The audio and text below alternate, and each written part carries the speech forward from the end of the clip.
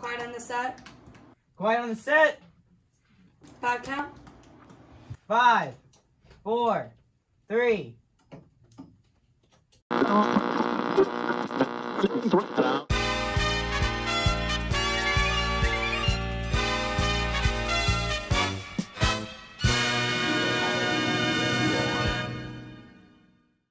Hey Mepham, welcome back to the Midweek Update.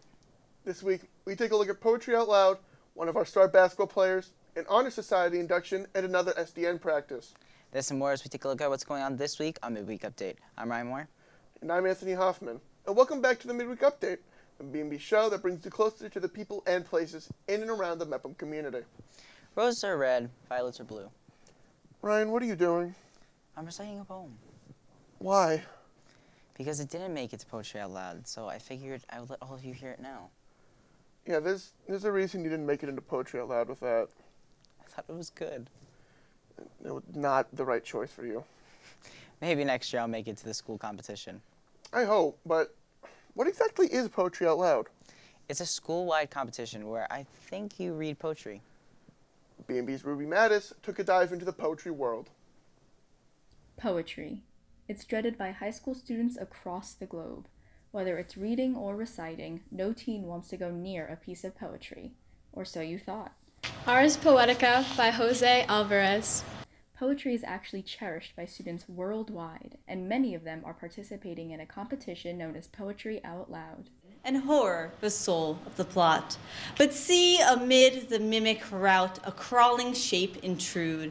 It's this event where people, different students choose like their favorite pieces of poetry or poetry that really speaks to them, and they recite it in front of their peers and their teachers. Poetry Out Loud isn't about writing poetry. It's about reciting poetry. Students select a piece that speaks to them. They take the time to fully immerse themselves in the writing by playing with different ways to deliver specific lines. I've been twisting and turning across these lifetimes, Practicing how to pace their recitation. As if, come what may, And incorporating other techniques to enhance their performance. are imbued with all the beauty which you worship in a star. Poetry Out Loud offers students an opportunity to study a poem intensely, understand the tonal shifts within that poem, and then come up with a way to convey that message to others just using their voice. Passing quietly as dreams, as snow. 3 of the 4 policemen are stranded on their roofs, and it doesn't stop raining. It provides an outlet of expression, and you can share a message that you're passionate about. After working with their poem of choice, students go on to their school competition, where they recite their poem in front of teachers, peers, and their fellow competitors. There are representatives from every grade, and after hearing all of the recitations, a 3rd, 2nd, and 1st place winner are named, but that's not where it all ends. The school-wide winners and runner-up will go on to the regional competition, and then the state, and then the national competition. However, the competitive component of Poetry Out Loud isn't everything. It serves as a powerful means of expression for a lot of students. They are performing someone else's piece, but infused with their own emotions, interpretations, and nuances. Mom is in the bedroom with the door closed. It acts as a way to express yourself and sharing messages with people that may be harder to just speak straight out. Just a great way to share poetry with others and show all the emotions that can exist within a poem. Across the globe, and even across your classroom, you will find an abundance of people that are passionate about poetry. Even if it isn't loved by all, it still provides a creative outlet and source of joy for countless individuals. A poem can mean something different to every individual that reads it. Letter by letter, I rediscover my power to decide which words matter and which words don't. Poetry is fun, creative, and maybe a little confusing. Complex, beautiful, and illuminating. I'm going to borrow from our current Poet Laureate of the United States, and it is Ada Limon. And she says that poetry is elemental, necessary, and deeply human. If you're willing to take a deep dive into poetry, you will grow to appreciate all that it has to offer. For B&B, I'm Ruby Mattis. Thank you. Ruby, for letting me hear some good poetry. Hey, that wasn't nice. but they were better than me. I wonder if you're better at a different type of art. I would say I am. I'm in the B&B art class right now. Yeah, but are you good enough to make it into Art Honor Society? Yeah, I'm pretty good at making graphics. I guess you are. I hope you make it into Honor Society one day.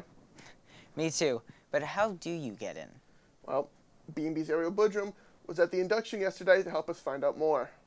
I'm Ariel Budrum here at the auditorium where yesterday the Art Honor Society members got inducted. Both new and returning members had to meet a number of requirements such as maintaining a 90+ art GPA, current enrollment in an art course, and submit their best work in order to make it in.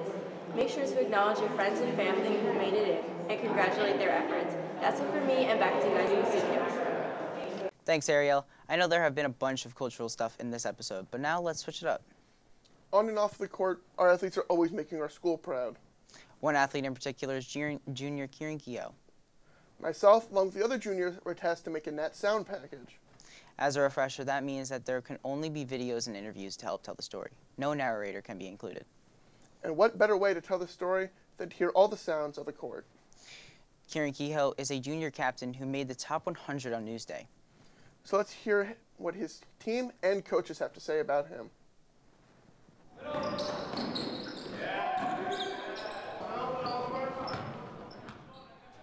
My main role, I'm a team captain on this team, but also a player because the captain role doesn't mean anything. We're here to win. Kieran's very versatile, so he's a very good shooter from the outside. He's also very big, so he can take advantage of smaller defenders. He's a good shot blocker and rebounder for us, so he's all around a really important piece of our team. He's definitely a very important role on the team. Puts up majority of our points. He's helpful with the boards. He's a good guy, good teammate. Just love being with him. Being like one of the most skilled and better players on this team, people definitely look for him for advice and how to elevate their game. I do. Being in a position that high, it takes a lot of effort and a lot of courage. So being in that position, you really have to double down on yourself and know your worth, and you have to show it to your teammates at times. Kieran Keogh is a great kid. He's a very good basketball player. He's in the games that we've won, he's had a big part of our offense, and he's somebody that comes to practice to get better every day. I was really proud of him. I've been playing with him since 7th grade. Hearing that he made top 100, it's just a great thing to have for him. He definitely deserves it. He worked so hard for it. It was pretty awesome. I mean, it was a great thing to send to my family, and they were very. I put them into a lot of consideration since they're the ones that got me here. All the trainings and all the practices they were able to get me to, it just was a huge thing for me.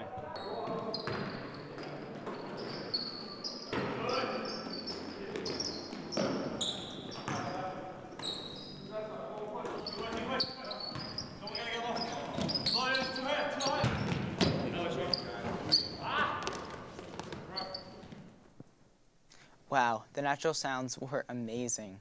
I really couldn't agree more. Last week, I told you guys about a short film that was made as an STN practice. This week, B&B's Bri Goodman is here to tell you about another one. Thanks, Anthony. A couple weeks ago, our sports commentary group came together to make a package with the prompt being, should there be a character requirement for the Hall of Fame? Let's see what they made with the 5-hour time frame. The Hall of Fame is reserved for the best of the best, pioneers and builders of the dynasties. Yet some of baseball's best are excluded from their rightful place in Cooperstown. Guys like Barry Bonds in the steroids era and the 2017 Astros cheating scandal may never see immortality, which begs the question, should there be character regulations for the Hall of Fame? There's no doubt about it. Barry Bonds is the best power hitter to ever play the game, through having the most home runs in MLB history with 762, and currently still holding the single most home runs in a single season with 73. To put that in perspective, Aaron Judge's 2022 historic season still had 10 less home runs than Bonds, and people were treating that like the best thing they've ever seen. So what's the reason the 7-time MVP is being held out of Cooperstown? The truth is, there shouldn't be any. Everyone knows about the Houston Astros sign-stealing scandal in 2017 and the shockwaves it sent across the baseball world. But what effect will it have on Cooperstown? Carlos Beltran played his final year on that cheating team, but beyond that, he amassed over 70 wins above replacement and hit 837 OPS. And by the way, Kirby Puckett has half of that. and he's in. And what about Altuve? There's statistical evidence that shows that he wasn't cheating, and even if he was, does that take away from 6 Silver Sluggers? I think not. The Hall of Fame is a matter of statistics. It's like they always say, let your game do the talking. From B&B, I've been Jake Manno, reporting. Wow, that was incredible. I love all the motion graphics. Now, that's it for me. Now back to you guys in the studio. Thanks, Brianna and the sports team. You know, one of those reporters is actually here to give us your midweek in Mepham sports. Jake Manno, take it away. Thanks, guys. And I know it's been a while since I've been on air, but I'm back, and we have a packed week in sports. Starting off with the BMCHSD Bulldogs, who took on Syosset in the county championship, where Syosset took the 1-0 lead in the series, winning the first game 3-0. Now the Bulldogs play Game 2 tonight and Game 3 on Friday if necessary, so make sure to wish the Bulldogs good luck as they continue their long playoff run. Moving over to the track, where the Pirates ran in their state qualifiers meet yesterday, and now moving over to warmer weather as the cheer team traveled to Disney to compete in nationals as they were regional champions and Division II semifinalists. Congratulations to the girls and look out for them as they take the mat in county championships next weekend. But as the week winds down, we transition into the break. This marks the start of playoffs for many of our teams. The girls basketball team starts their playoff run on Saturday against Bethpage, so good luck to them as they hope to continue what has already been a very successful season. But until next time, if you need a reminder, I'm the better man now, unlike what my brother would tell you. But back to you guys in the studio. Thanks, Jake. And don't forget, there are some playoff games happening over break. If you aren't going away, I hope to see you at those games. Me too. Until then, I'm Anthony Hoffman. And I'm Rymar, and we'll see you all next midweek.